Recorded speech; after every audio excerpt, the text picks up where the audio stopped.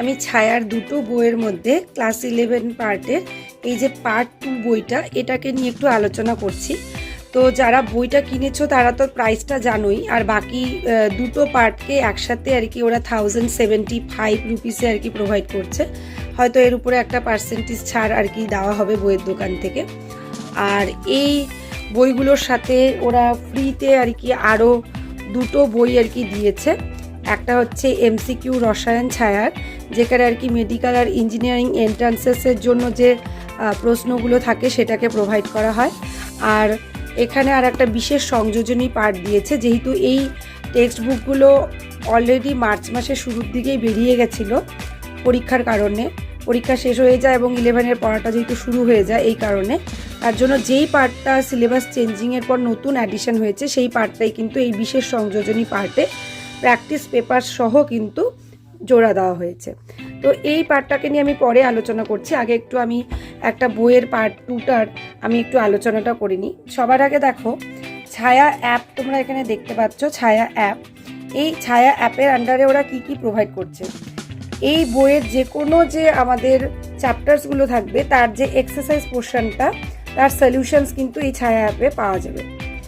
এবাদেও এখানে এক একটা অনলাইন টেস্ট নেওয়ার একটা ব্যবস্থা থাকবে। ধরো 10 নম্বর বা 20 নম্বর একটা অনলাইন টেস্ট নিল, সেই টেস্টটা দিয়ে তোমরা নিজেদেরকে সেলফ অ্যাসেসমেন্ট অর্থাৎ জাজ করতে পারবে যে তোমরা প্রিপারেশন কেমন চলছে তোমাদের। নেক্সট হচ্ছে কিছু কনসেপচুয়াল ভিডিওস আছে এখানে, যেগুলো কোনো একটা টপিকের উপর বেস করে ওরা ভিডিও তৈরি করেছে যথার্থ ইনফরমেশনসকে দেওয়ার জন্য। নেক্সট পার্টে দেখো যে সলভ এইচএস কোশ্চেন পেপার্স, মানে যে কোনো একটা ইয়ারের কোশ্চেন্সকে ওরা এখানে যথার্থভাবে সলভ কী করে করা যায় সেটারও কিন্তু ইনফরমেশনসগুলো প্রোভাইড করছে।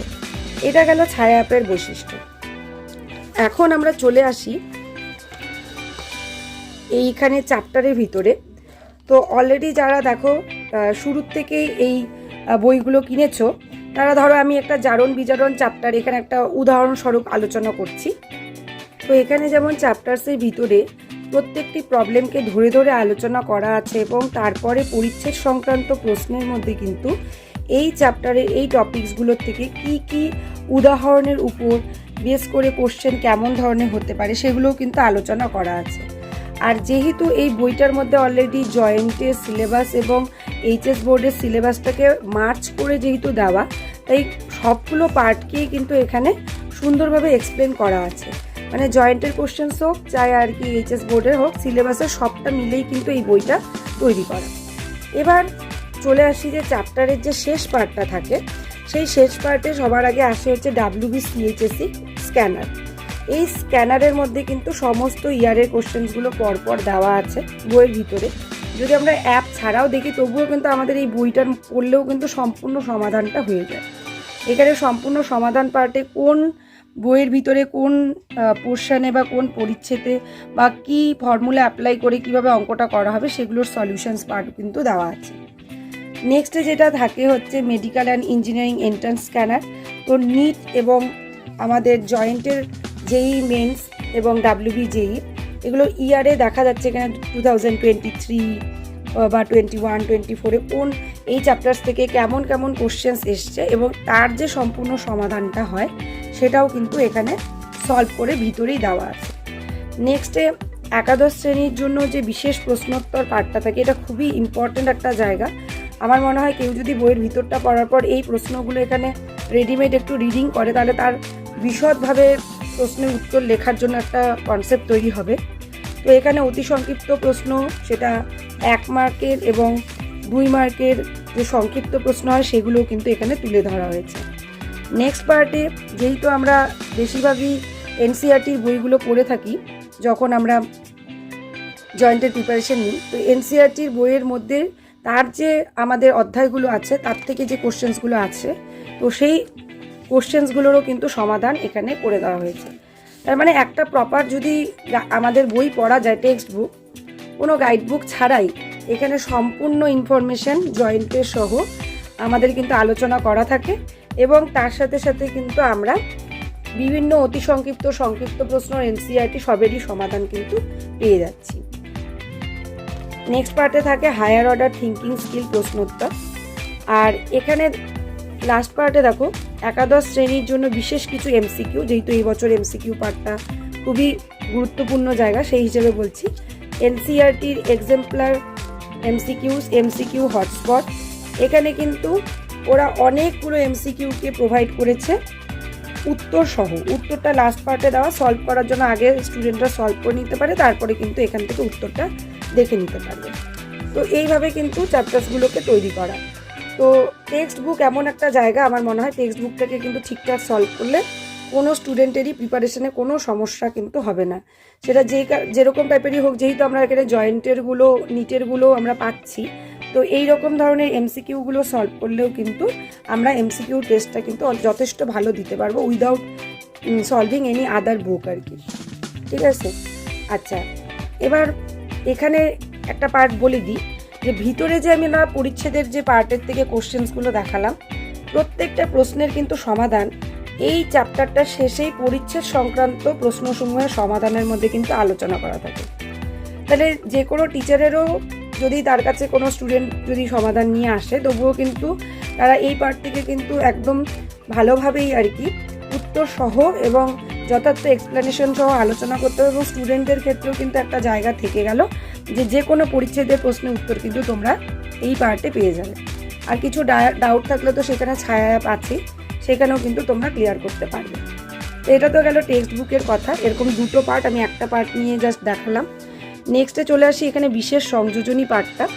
এই বিশেষ সংযোজনী পার্টে কিন্তু আমাদের হচ্ছে সেই সকল চ্যাপ্টারটাও অ্যাডিশন করা হয়েছে, যেমন সলিড স্টেট চ্যাপ্টারটা এটা আগে ছিল না আমাদের ক্লাস 11-এ, কিন্তু নতুন সিলেবাসে কিন্তু সলিড স্টেটকে অ্যাড করা হয়েছে।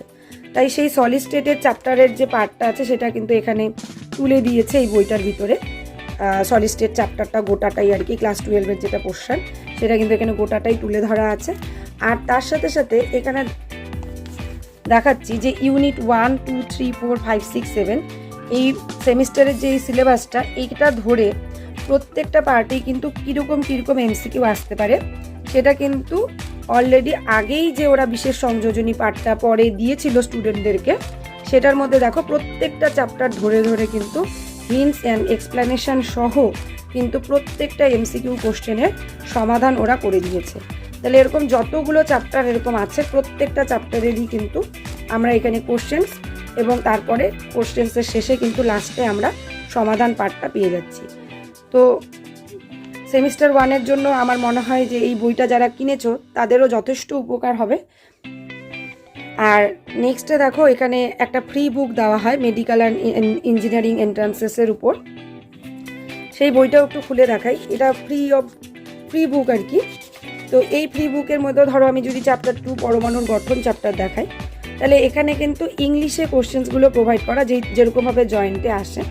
তো সেই প্যাটার্নের কোশ্চেন্সও যদি কেউ পরপর ধরে ধরে সলভ করে, তাহলে তার কিন্তু প্রিপারেশন তুকার হবেই, অন্য কেউ বাধা দিতে পারবে না। তো সেই পার্টগুলো কিন্তু এখানে যথেষ্ট ভালো করে উইথ এক্সপ্লেনেশন সহ কিন্তু তুলে ধরা হয়েছে।